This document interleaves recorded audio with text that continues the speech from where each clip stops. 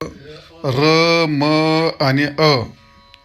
र म आणि राम म्हटल्यामध्ये त्यात ह येतच ना आणि म येतच का नाही.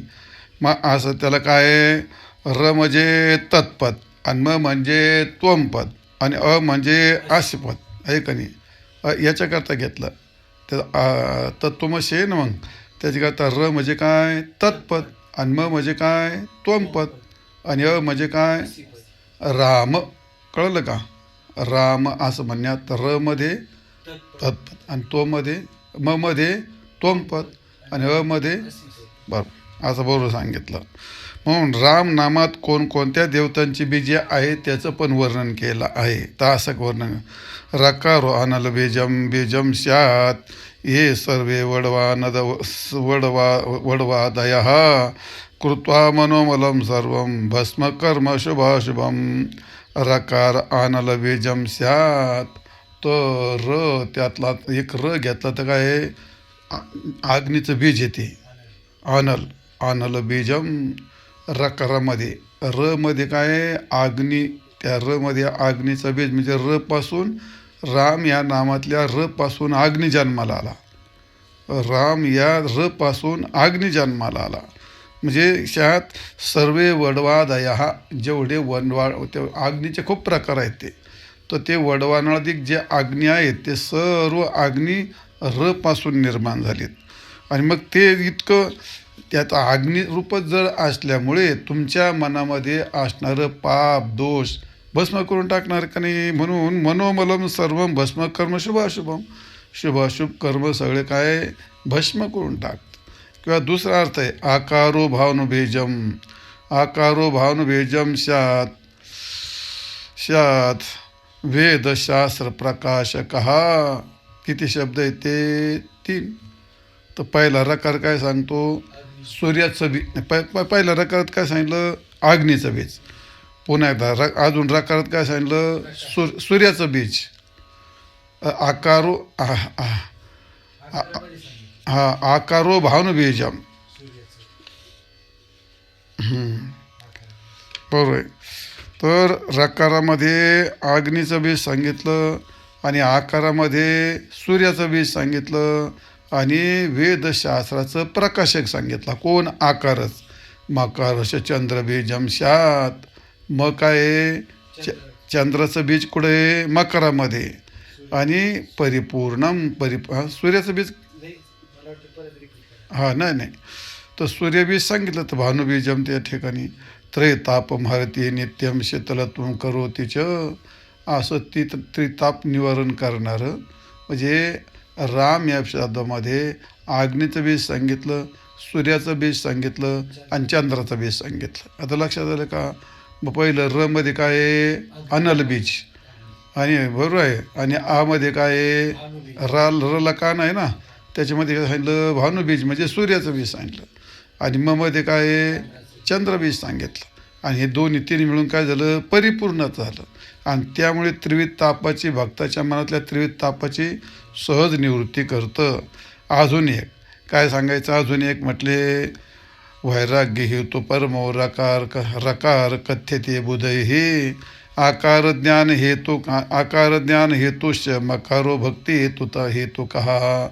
इथं 3 अक्षर आहेत. काय पहिलं र अ आणि म रकार काय वैराग्य हेतू परमो रकार कथ्यते बुधय हे. रकार या वैराग्य निर्माण करतं. आकार ज्ञान हेतू.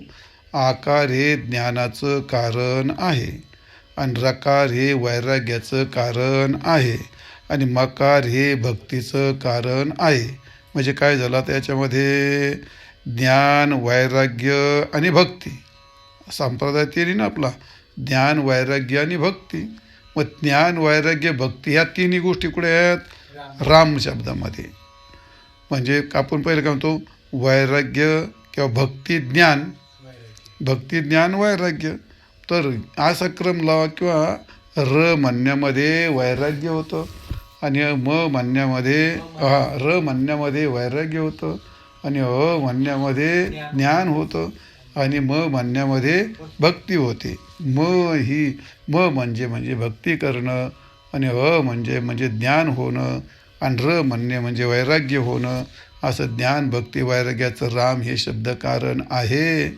आणि जर राम शब्द उच्चारला तर रकार उच्चार मात्रेनं बहिर्निर्याती पातकम. हो, मग तुम्ही उच्चारल्याबरोबर ते काय होतं सगळं म्हटल्याबरोबर ते सगळं मग अंतकरणातलं पाप सगळं काय जातं बाहेर जातं. आणि ते पाप पुन्हा प्रवेश करू नये, आणि म्हणून मग काय करतं कपाट बनतं ते. कसं असं म्हटलं का झालं का नाही, गेलं सगळं बाहेर. आणि म्हटलं का तोंड गप होतं का नाही असं. मग म्हणतं सगळं पाप बाहेर काढतं, आणि म्हणतं तेवढी होटाल होट मिळाली का कपाटवत.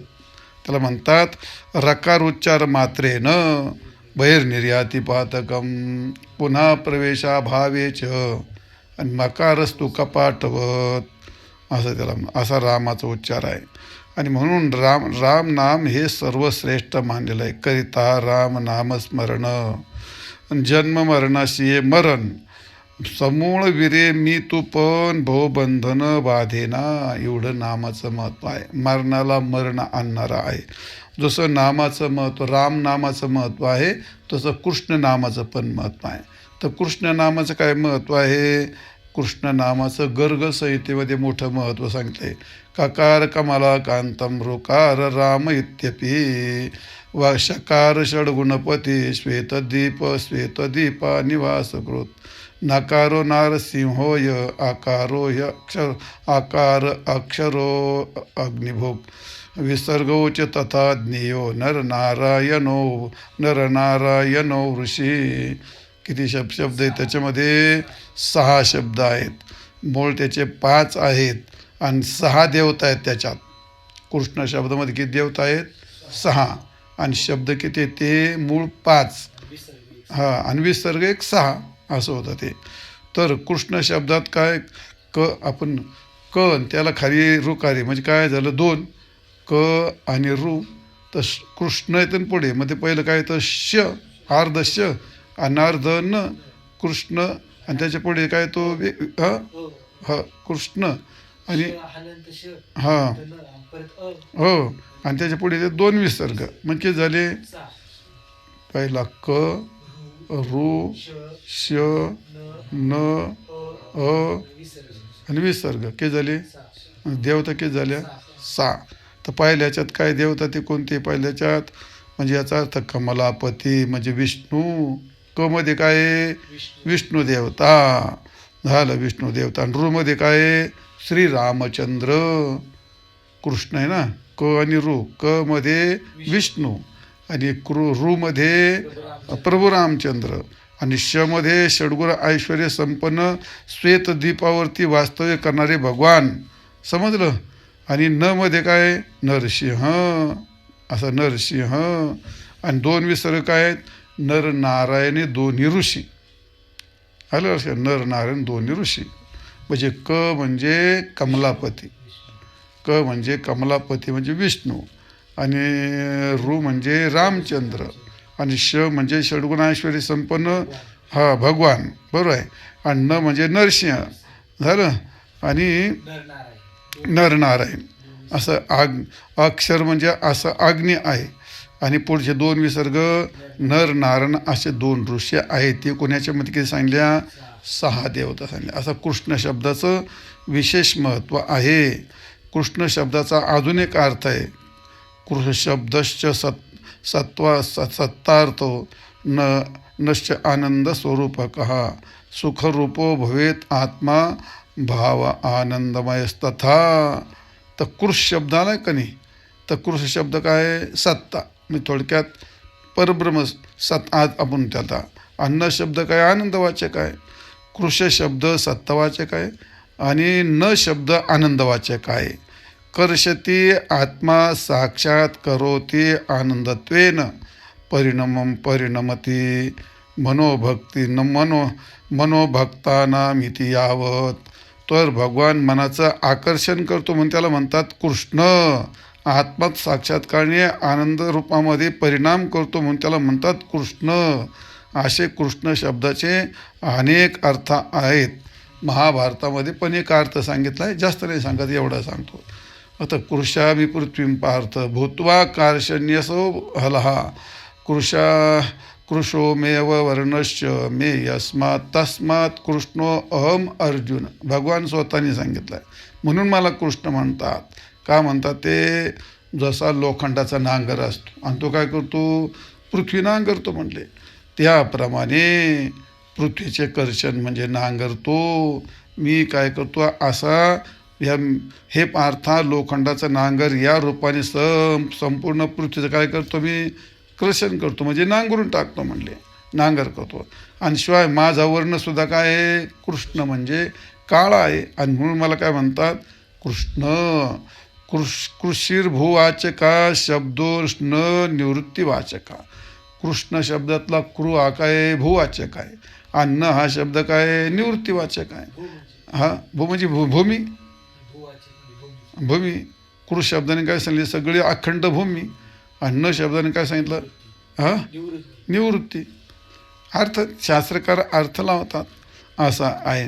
मग राम कृष्ण आणि पुढं काय? गोविंद. तर गोविंद नामसुद्धा गोहो व्यक्ती भीती गोविंद हा. तर ज्या कालामध्ये पृथ्वी रसातळाला गेली होती तर महाभारतामध्ये त्याचं वर्णन केलं आहे. पृथ्वी पाताळात गेली होती आणि त्या कालामध्ये भगवंत हे सगळं नष्ट झालं होतं. ज्या काळात पृथ्वीवर काढली भगवंतानी आणि पृथ्वीवर काढल्यानंतर सगळे देव जमले होते आणि त्या देवानी भगवंताची स्तुती केली. त्या काळात पहिला त्यांच्या तोंडातून शब्द आला गोविंद. आणि म्हणून तो गोविंद नामाने काय झाला? प्रसिद्ध झाला. गोविंदित तेन आह देवही वाग्भिहू वाग्भी रुपुष्टता नष्टो वै धरणीं पूर्वं विंदती गुहागताम. ही संपूर्ण पृथ्वी नष्ट झाली आणि सगळी गुहेत गेली पाताळामध्ये. तर त्या काळात देवही सर्व देवानी गोविंद इति तेन अहम वाग्भिः. तर सर्व देवानी मला गोविंद या शब्दाने उच्चारलं आणि म्हणून माझं नाव गोविंद झालं. आपण ते त्रिभंगी देवडा ठाण त्यात गोविंद गोविंद हो गोपळवाल ना, तिथं गोविंद शब्दाच्या सांगितलेले ते. तो गोविंद काय असतो? तर गोविंद शब्द अर्थ असा आहे म्हणजे अहम किलेंद्रो देवानाम तो त्वम गवाम इंद्रता गतः. ज्या काळात इंद्राने वर्णन केलं आहे. इंद्र म्हणतो मी देवांचा इंद्र आहे पण तो मात्र काय आहे? गायींचा इंद्र आहे. म्हणजे गायींचा काय? तो मालक आहे. त्यामुळे गायींचा मालक आहे. गौ हो येशा तो येतो वाणी तामच विंदते भगवान. तर गौ याचा अर्थ काय? वाणी. वाणीचा पण मालक आहे आणि गायीचा पण मालक आहे.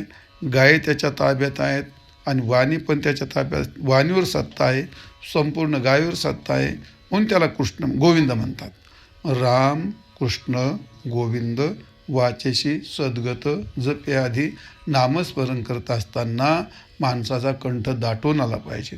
आणि केव्हा दाटून येतो? अत्यंत प्रेमाने नामस्मरण केलं, एकांतात केलं आणि मौन धरून केलं. असं केलं असताना वाची सद्गत जपे. आधी नाम घेताना वाणी सद्गत होते. म्हणजे केव्हा होते ते?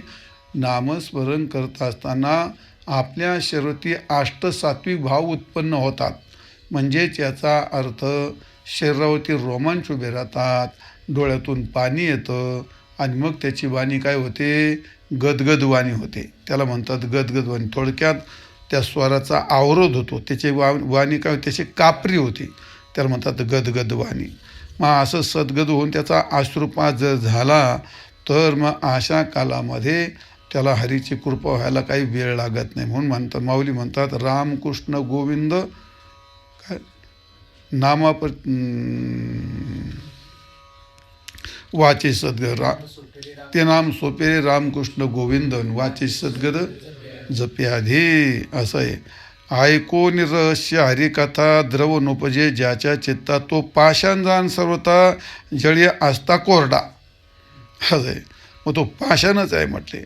एकनाथ महाराज म्हणतात अरे जो भगवंताची कथा ऐकतो, भागवत ऐकतो आणि अशा कालामध्ये सुद्धा त्याच्या डोळ्यात पाणी येत नाही, त्याचं चित्त द्रवत नाही, तो पाषाणदान सर्वता. कुठला तो?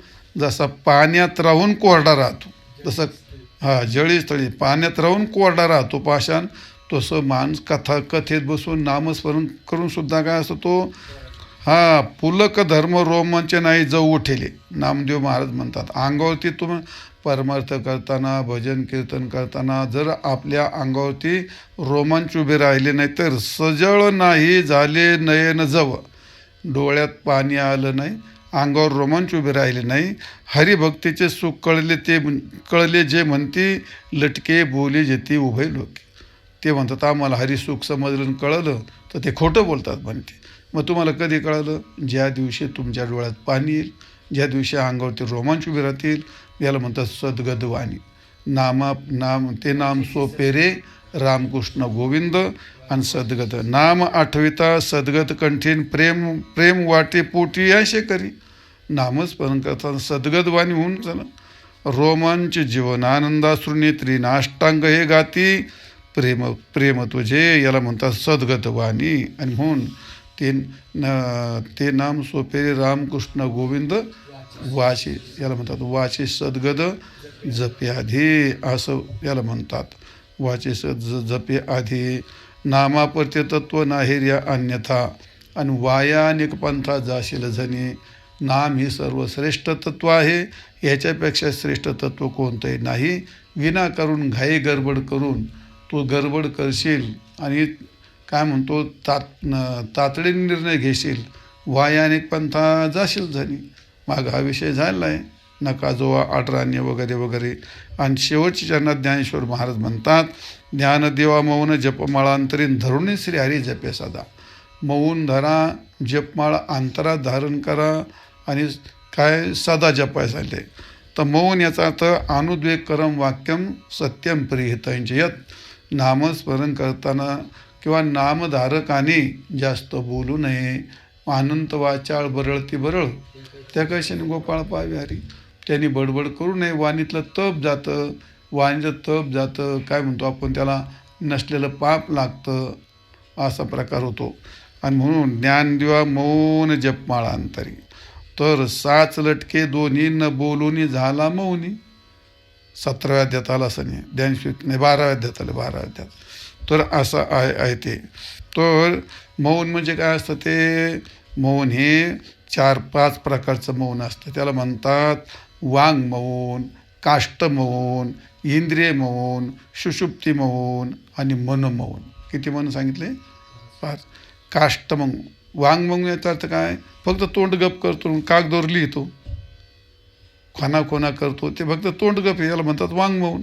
पण मनात तर तिथं चालूच राहतो ना विषय त्याचा. असा आहे घर बांधलेली डोंगरीन विषय इंडी दारुदारी, तसला प्रकार होतो, त्याला म्हणतात काय वांग मौन. आणि काष्ट मौन म्हणजे काय, नुसताच लाकडासारखा पाडला आहे, त्याला काही भावना नाही, काय नाही, काय मौन धरला पाडलं, त्यात धरून पाडलं, ते काष्ट मौन. इंद्रिय मौन म्हणजे सगळं हालचाल नाही करायचे, काय नाही करायचं, खोना खाना काहीच नाही करायचं, आणि मग मौनी बाबा. आणि गाढ झोपला. आता गाढ झोपल्यानंतर मग काय ध्यान लावलं, समाधीसारखं लावतं, तो काय सुषुप्ती मौन येते. म्हणजे याचा अर्थ वाईन मौन वेगळं राहतं, काष्ट मौन वेगळं आहे, इंद्रियांचं मौन धरणं वेगळं आहे, आणि गाढ झोपेत गेल्याप्रमाणे समाधीमध्ये वगैरे हे त्याला सुषुप्ती मौन हे सुद्धा वेगळं आहे. आणि मन मौन मात्र वेगळंच आहे. म्हणून मन मौन हे सर्व मौनामध्ये काय आहे, श्रेष्ठ आहे. अडचणीचे दार बाहेर माझी पैस फार, काय करावे ते मौन दाही दिशा हिंडे मन, तुकाराम महाराज म्हणतात. मौन तर तोंडाने गप बसला, पण मन मात्र सर्व ठिकाणी फिरतं, याला मौन नाही म्हणत. तर मनाची स्थिरता, मनाची एकाग्रता, आणि नुसती स्थिरता आणि एकाग्रता नाही, मनाची स्थिरता एकाग्रता ही नामाच्या आकार. ज्ञानदेवा मौन जपमाळ अंतरी, अंतरामध्ये. तर अंतरामध्ये जप करायचं म्हणजे काय, कसा करायचो, अंतरातला जप वेगळा असतो तो कसा. अथवा अतिशय दृढ मौन श्रीराम कृष्ण नामस्मरण अखंड नामे गरजेता पूर्ण, आणि वेदार्थ जाण तिष्ठती पुढे, असं आहे ते. अतिशय म्हणजे दृढ मौन, भगवंताच्या नामस्मरणाशिवाय तो कशा ध्यानही करीत नाही, उच्चारही करत नाही, सगळ्यात श्रेष्ठ मौन आहे ते म्हटलं ते. असे राम नामाचे जे स्मरण या नावगा महामौन, भगवंत नामाचं स्मरण करणं, उच्चारण नाही, मनात स्मरण करणं याला म्हणतात महामौन. मनापेक्षाही पार पुढचं सांगितलं नाथ महाराजांनी. म्हणजे काष्टमौन, वाङ्मौन, इंद्रियमौन, सुषुप्तिमौन, मनोमौनपेक्षाही काय महामौन. महामौन कोणतं? ते नामस्मरण करणं महामौन म्हणतात त्याला. असं आहे. वेदे नाम स्तविले पूर्ण शुद्ध आधेन हरिनाम. नाथ महाराजांचं फार वेगळं असतं. तुमचं शुद्ध नामस्मरण करणं सगळ्यात जगात श्रेष्ठ अध्ययन आहे. सगळ्यात मोठं ज्ञान आहे. नाम हे ज्ञान आहे, सर्वश्रेष्ठ ज्ञान आहे, सर्वश्रेष्ठ अध्ययन आहे. आणि नामस्मरण करणं हे सगळ्यात मौनात मोठं मौन आहे. आणि काय ज्ञानदेवा म्हणून जपमाळा आंतरी. आंतरी जप याचा अर्थ काय? जपाचे 3 प्रकार असतात. 3 प्रकार कोणते? वाचिक जप, उपांश जप आणि मानस जप. आंतरी जप याचा अर्थ काय? तो वाचिक जप काय असतो? तो ज्यावेळी आपण नामस्मरण करतो त्या काळात ते दुसऱ्याला पण ऐकू जातं. आपण जसं बोलतो ना असं बोलणं त्याला काय म्हणतात? वाचिक जप. आणि आपल्याला ऐकू येते का नाही त्याला म्हणतात उपांश जप. हे वाचिक जप, उपांश जप आणि पुढं काय? मानसिक. तर मानसिक जप याचा अर्थ आपला शब्दसुद्धा आपल्याला ऐकू येत नाही, शब्दच नसतो, पण उच्चार मात्र हृदयामध्ये असतो. त्याला म्हणतात जपमाळ आंतरी. असे आंतरी असतं. म्हणजे थोडक्यामध्ये आपला शब्द कानात पडू नये आपल्याजवळ असला तरी आपल्याला ऐकू येत नाही, त्याला मानसिक जप असं म्हणतात. आतल्या आत उच्चार असतो. आणि म्हणून याला म्हणतात काय? हे वाचिक जपापेक्षा उच्च जपात उपांशो तत्सहस्रगुणे उच्यते मनसा तथोपांशो सहस्रगुण उच्यते. वाणीपेक्षा उच्चार करण्यापेक्षा आपण आपला थोडक्यात त्याला काय म्हणतो आपण? ते म्हणजे काय वाचिक जपापेक्षा 1000 पटीने उपांश जप आहे. आणि उपांश जपापेक्षा 1000 पटीने फल देणारं कोण आहे? मानसिक जप आहे. समजलं? इतर शब्दापेक्षा 1000 पटीने फल देणारं कोण आहे? वाचिक जप. इतर मंत्राच्या जपापेक्षा 1000 पटीने फल देणारं कोण आहे? वाचिक राम नामाचा जप. आणि त्याच्यापेक्षा उपांश जप 1000 पटीने फल देणार आहे. आणि त्याच्यापेक्षा मौन जप 1000 पटीने फल देणार आहे. मग ज्ञानेश्वर महाराज म्हणले ज्ञानदेवा मौन जपमाळा अंतरी आणि धरोनी श्रीहरी जपे सदा. कंटाळ करू नको, नामस्मरण कर. निश्चित भगवान तुझ्यावर कृपा करतील, प्रसन्न होतील. म्हणून माऊली म्हणतात ज्ञानदेवा मौन जपमाळा अंतरी धरो श्रीहरी. हरिमुखे म्हणा पुण्याची गणना कोण करी. पुंडलिक वरदा हरी विठ्ठल श्री ज्ञानदेव तुका. माऊली ज्ञानेश्वर महाराज की जय.